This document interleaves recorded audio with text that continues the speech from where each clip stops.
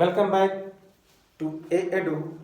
और A edu के हमारे इस यूट्यूब चैनल में आप सभी का स्वागत है। देखिए, पिछले वीडियो में हमने मध्यकालीन भारत के इतिहास की चर्चा करते हुए कुतुबुद्दीन ऐबक के संपूर्ण बातों को हमने चर्चा किया और आज हम लोग इल्तुतमिश के बारे में पूरा तो नहीं देखेंगे, लेकिन कुछ उसके परिचय, कुछ उसके कार्य एवं कुछ उसकी उपाधियों की चर्चा हम कर लेंगे। बाकी अगले वीडियो में इसे हम लोग पूरा समाप्त कर देंगे। तो सबसे पहले हम लोग पिछले वीडियो की रिकॉल कर लें कि पिछले वीडियो में हमने क्या क्या पढ़ा।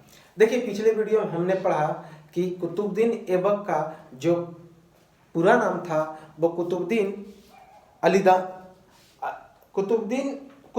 अलीदान था और कुतुबुद्दीन ऐबक को एक व्यापारी ने खरीदा था। चूंकि तुर्की में गुलाम बनाने की प्रथा थी और उसे एक व्यापारी ने खरीदा। उसके बाद उस व्यापारी से निसापुर का एक काजी, जिसे हम लोग अब्दुल अजीज कुफी ने खरीदा और अब्दुल अजीज कुफी ने अपने पुत्रों के साथ कुतुबुद्दीन ऐबक को सैन्य प्रशिक्षण दिया और सैन्य प्रशिक्षण देने के बाद उसे बेच दिया। लेकिन बेचा नहीं, लेकिन जब अब्दुल अजीज कुफी की मृत्यु हो जाती है, वह एक काजी था, तो उसके पुत्र मोहम्मद गोरी के हाथों में कुतुबुद्दीन ऐबक को बेच देते हैं और उसके बाद की कहानी सारी जो है मोहम्मद कुतुबुद्दीन ऐबक के बारे में हम लोगों ने देखा। उसके बाद हमने क्या देखा, इसके सैन्य आक्रमण को। इसका जो पहला आक्रमण था यह 1192 ईस्वी में मेरठ तथा अजमेर में राजपूतों एवं सामंतों के विद्रोह का दमन। उसके बाद हमने क्या देखा, 1197 ईस्वी में जो कुतुबुद्दीन ऐबक है, यह जयचंद का जो कन्नौज का अनिलवाड़ा था, भीम तृतीय के अनिलवाड़ा पर जो उसकी राजधानी थी गुजरात के इलाके में, उस पर कब्जा करता है। 1194 ईस्वी में मोहम्मद गोरी जब राजा जयचंद को, जो गढ़वाल का एक शासक था, उसे पराजित करता है कन्नौज और चंदावर के युद्ध में, तो उस समय कुतुबुद्दीन ऐबक ने उसका भरपूर साथ दिया। इसके बाद हमने क्या देखा कि 1202 से 1203 ईस्वी में कुतुबुद्दीन ऐबक का सबसे अंतिम आक्रमण था और उस आक्रमण में उसने सूर्य मंदिर, जो कि 9वीं शताब्दी में राहुल देव बर्मन के द्वारा बनाया गया था, उसको उसने पूरी तरह से ध्वस्त कर और खजुराहो पर कब्जा कर लिया। तो ये प्रश्न बहुत महत्वपूर्ण है कि खजुराहो का जो भव्य सूर्य मंदिर है वो एक प्रसिद्ध एवं विशाल सूर्य मंदिर है, तो उसे किसने ध्वस्त किया? तो कुतुबुद्दीन ऐबक ने 1203 से 1202 ईस्वी के बीच। यही उसका अंतिम विजय अभियान था और 1197 से 1198 के बीच उसने दिल्ली के हस्तिनापुर इलाके, दिल्ली के इंद्रप्रस्थ इलाके में काफ़ी महत्वपूर्ण भूमिका अदा की युद्ध में। तो ये तो था कुतुबुद्दीन ऐबक के बारे में। और इसके बाद हमने देखा कि 1210 ईस्वी में इसकी मृत्यु हो जाती है चौगान यानी पोलो खेलने के दौरान। अब हम लोग देखेंगे कि कुतुबुद्दीन ऐबक चूंकि कुतुबुद्दीन ऐबक की राजधानी जो थी वह लाहौर थी। यहाँ पे आप लोग जानकारी ले लें कि कुतुबुद्दीन ऐबक की राजधानी लाहौर थी। हालांकि वह दिल्ली की सल्तनत की स्थापना जरूर करता है, लेकिन पिछले वीडियो में हमने बताया भी था वह गुलाम बनकर रहा, पूरा शासक नहीं बना। वह अपने आप को कभी सुल्तान माना नहीं। क्यों? क्योंकि उसकी राजधानी कहाँ पे थी? लाहौर। इसीलिए जब कुतुबुद्दीन ऐबक की मृत्यु होती है तो वह उसे कहाँ दफनाया गया? लाहौर में। यह प्रश्न पूछा जा चुका है कि कुतुबुद्दीन ऐबक की मृत्यु के बाद उसका दफन कहाँ पे होता है? तो लाहौर में, क्योंकि उसकी राजधानी कौन सी थी? लाहौर। चलिए अब हम लोग शुरू करते हैं उसके बाद के शासन। जैसे ही कुतुबुद्दीन ऐबक की मृत्यु होती है तो उसके मृत्यु के बाद 1211 ईस्वी में, 1210 में ही उसका पुत्र, जिसका नाम था आराम शाह, यह दिल्ली सल्तनत का अगला शासक बनता है और आराम शाह 1210 से 1211 के बीच दिल्ली सल्तनत का शासक बनता है। हालांकि यह एक अयोग्य शासक था और यह कुतुबुद्दीन ऐबक का पुत्र भी था, लेकिन कुतुबुद्दीन ऐबक का एक गुलाम था और वह कुतुबुद्दीन ऐबक का दामाद भी था, जिसका नाम था शमसुद्दीन इल्तुतमिश। शमसुद्दीन इल्तुतमिश कुतुबुद्दीन ऐबक के पुत्र आराम शाह की 1211 ईस्वी में हत्या करके दिल्ली सल्तनत का प्रथम सुल्तान बनता है। तो ये परीक्षा में पूछा जाता है कि दिल्ली सल्तनत का प्रथम सुल्तान किसे कहेंगे, वास्तविक सुल्तान किसे कहेंगे, तो कुतुबुद्दीन ऐबक को। तो यहां से हम लोग शुरू कर रहे हैं कुतुबुद्दीन ऐबक को। तो सबसे पहले इसके बारे में हम लोग कुछ जान लें कि कुतुबुद्दीन इल्तुतमिश जो था उसका पूरा नाम था शमसुद्दीन इल्तुतमिश, उसे अल्तमश के नाम से भी जानते हैं, और यह 1211 से 1236 के बीच में शासन करता है दिल्ली सल्तनत पे। तो दिल्ली सल्तनत पे शमसुद्दीन इल्तुतमिश 1211 से लेकर 1236 यानी कि लगभग 25 वर्षों तक वह शासन करता है।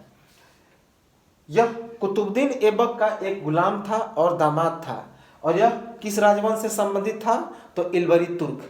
इसीलिए गुलाम वंश को हम लोग इल्बारी वंश भी कहते हैं, क्योंकि जो इल्तुतमिश था वह इल्बारी तुर्क से संबंधित था। उसके बाद दिल्ली पर शासक बनने से पहले इल्तुतमिश बदायूं का गवर्नर था। याद रखेंगे कि दिल्ली पर शासक बनने से पहले इल्तुतमिश कहाँ का गवर्नर था, तो बदायूं का गवर्नर था। इल्तुतमिश का अर्थ होता है राज्य का रक्षक। इल्तुतमिश का अर्थ होता है राज्य का रक्षक, और इसका और मतलब होता है जहांगीर या आलमगीर, यानी कि यह विश्व विजेता था। इसीलिए इल्तुतमिश को हम लोग जहांगीर या आलमगीर की श्रेणी देते हैं। वह अपने आप को विश्व विजेता कहता था, और यह इल्तुतमिश इसलिए नाम इसका रखा क्योंकि यह राज्य का रक्षक बना। इल्तुतमिश का फारसी रूपांतरण जो है, फारसी भाषा में क्या कहते हैं, अल्तमश। इसीलिए इल्तुतमिश को अल्तमश भी कहते हैं, क्योंकि इल्तुतमिश का जो फारसी रूपांतरण है वह अल्तमश है।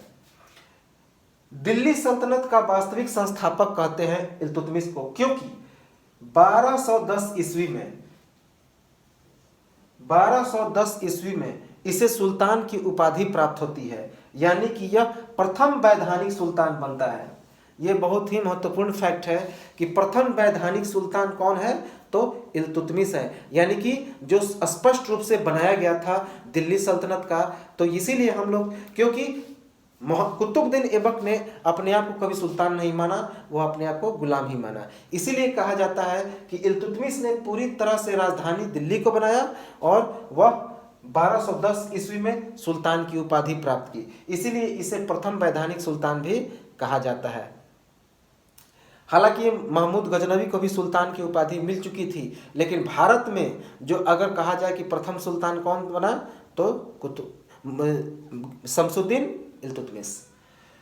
इसे कौन कौन सी उपाधियां मिली थी, जैसे गुलामों का गुलाम।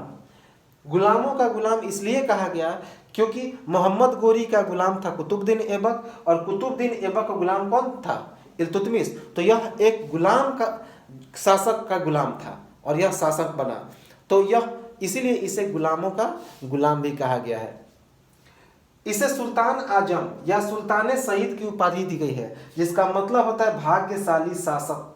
भाग्यशाली शासक का मतलब इसलिए इसे संज्ञा दी गई है क्योंकि यह बने बनाए राज्य पर वह पूरी तरह से निर्माण किया, क्योंकि कुतुबुद्दीन ऐबक ने दिल्ली सल्तनत की तो स्थापना कर दी थी, इसलिए इसे एक अच्छा शासन मिला, एक अच्छा राज्य मिला, इसीलिए इसे भाग्यशाली शासक या सुल्तान सईद की संज्ञा दी गई है, और सुल्तान आजम की भी संज्ञा दी गई है, और यह काफ़ी उत्तम क्वालिटी का सुल्तान भी हुआ।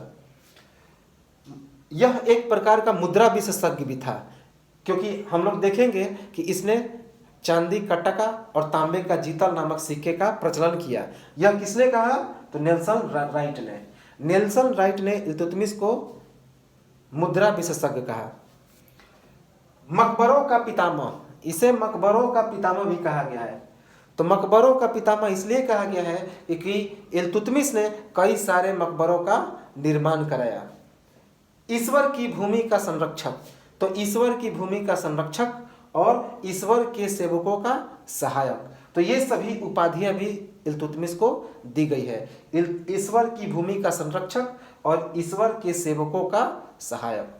अब हम लोग इल्तुतमिश के कुछ कार्यों की चर्चा कर लें, जैसे कौन कौन से इसने कार्य किए हैं। सबसे पहला, कुतुब मीनार का निर्माण कार्य पूरा कराया। यह हमने पिछले वीडियो में देखा कि कुतुब मीनार की नींव कुतुबुद्दीन ऐबक ने रखी, लेकिन दूसरे, तीसरे और चौथे मंजिल का निर्माण किसने कराया? तो शमसुद्दीन इल्तुतमिश ने। भूमि दान से संबंधित इक्ता प्रणाली की इसने शुरुआत की।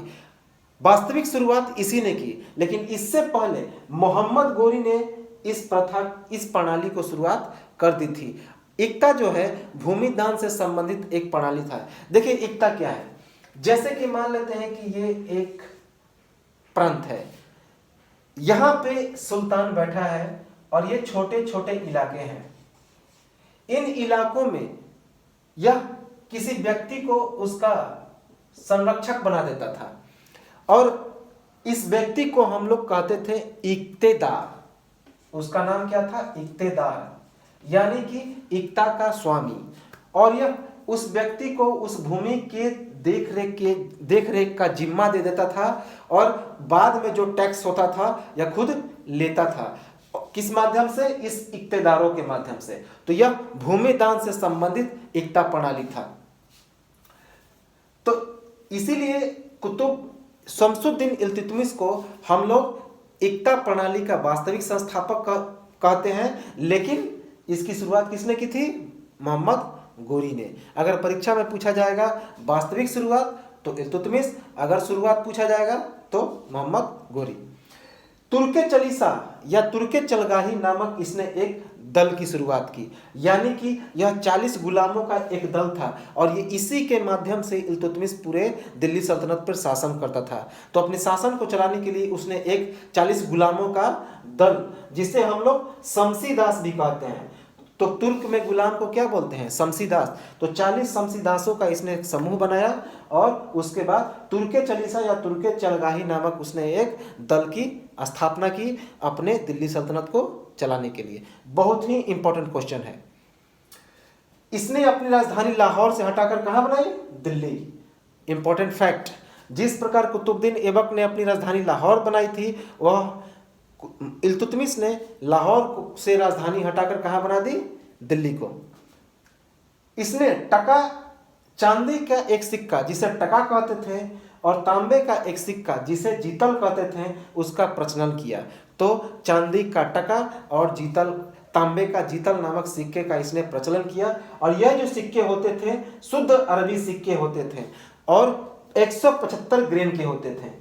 ये भी परीक्षा में पूछा जा चुका है कि जो चांदी का टका और तांबे का जीतल होता था वह कितने ग्रेन का होता था? तो 175 ग्रेन का, और ये शुद्ध अरबी सिक्के होते थे। ये सिर्फ सिक्के होते थे, पश्चिमी देशों के सिक्कों के समान होते थे। जिस प्रकार पश्चिमी देशों के सिक्के होते थे, उसी प्रकार टका और जीतल भी सिक्के होते थे। इन सिक्कों पर टकसान लिखवाने की परंपरा का शुरुआत किया। टकसान का मतलब होता है ईश्वर। तो शमसुद्दीन इल्तुतमिश ने जो टका और जीतल नामक सिक्के का प्रचलन किया, उन सिक्कों पर क्या लिखवाता था? टकसान। ये महत्वपूर्ण फैक्ट है। जो टकसान का मतलब होता है ईश्वर का संरक्षक, ईश्वर। गैर मुसलमानों पर जजिया कर लगाया। याद रखिए, हमने बताया था मोहम्मद बिन कासिम ने जजिया कर की शुरुआत की थी, लेकिन उसके बाद यह जजिया कर महमूद गजनवी ने नहीं लगाया। बीच में यह बंद हो चुका था, लेकिन फिर से इसने जजिया कर को लगाने की शुरुआत कर दी। तो जजिया कर लगाया इसने, कई कर लगाया। एक तो जजिया कर, हालांकि यह जजिया कर पुराना है, तो जजिया कर गैर मुसलमानों पर लगाया जाने वाला एक कर है, इल्तुतमिश ने लगाया। उसके बाद इसने एक खम्स नामक कर की शुरुआत की, बहुत इंपॉर्टेंट। खम्स नामक कर, इसमें क्या होता था कि जो इल्तुतमिश के सैनिक होते थे वे लूटते थे, और लूटने के बाद 80% हिस्सा खुद ले लेते थे और 20% हिस्सा इल्तुतमिश को मिलता था। हालांकि यह एक कर नहीं, एक प्रकार का लूट था। बाद में हम लोग देखेंगे कि जो अलाउद्दीन खिलजी आएगा और भी सारे जो शासक आएंगे, ये 80% हिस्सा खुद लेंगे और 20% हिस्सा सैनिकों को देंगे। तो इसने एक खम्स नामक कर की शुरुआत की। हालांकि यह लूट था जिसमें 80% का हिस्सा सैनिकों को मिलता था और 20% का हिस्सा किसे मिलता था? इल्तुतमिश को। इसने एक जकात नामक कर की भी शुरुआत की। जकात नामक कर जो है गरीब मुसलमानों से लिया जाने वाला एक कर था। खिराज नामक कर की भी इसने शुरुआत की। यह भू राजस्व कर था, यानी कि जमीन पर लिया जाने वाला एक लगान था। तो भू राजस्व कर से संबंधित कौन कर था? यह गैर मुसलमानों से लिया जाने वाला कर था, कि यानी कि जो लोग मुसलमान नहीं होते थे उनसे लिया जाने वाला एक कर था भू राजस्व कर, जिसका नाम था खिराज। तुर्के चहलगामी को मजबूत बनाने के लिए इसने खान की उपाधि ली। खान यानी सम्राट। तथा यही चालीसा दल इल्तुतमिश की मृत्यु के बाद सुल्तानी की भूमिका में आ गए। याद रखेंगे कि ये जो तुर्के चहलगामी इसने शुरुआत किया था, इसी के माध्यम से वह शासन चलाता था। तो इसे मजबूत बनाने के लिए उसने खान की उपाधि ली, यानी सम्राट की उपाधि ली। तथा यही चालीसा दल इल्तुतमिश की मृत्यु के बाद किंग मेकर बन जाते हैं, यानी कि सुल्तानी, जो राजा को बनाने का काम करते हैं, सुल्तान को बनाने का काम करते हैं, यानी कि वो किंग मेकर। तो यही जो तुर्के चहलगामी था बाद में सुल्तान का निर्माण करने लगते हैं। तो ये तो था कार्य। तो आप लोग आज का वीडियो हम इतना ही तक रखते हैं। अगला जो होगा हमारा वीडियो, उसमें इसे हम लोग पूरा करेंगे और पूरा इल्तुतमिश समाप्त हो जाएगा। आगे हम लोग देखेंगे इसके प्रशासनिक सुधार, आगे हम लोग देखेंगे मंगोल साम्राज्य के बारे में जो इसी के शासनकाल में आता है, चंगेज खां, और भी कुछ देखेंगे इसके कौन कौन से कलाकृतियाँ, कौन कौन से वास्तुकला का इसने निर्माण किया। तो ये सब हम लोग देखेंगे अगले वीडियो में।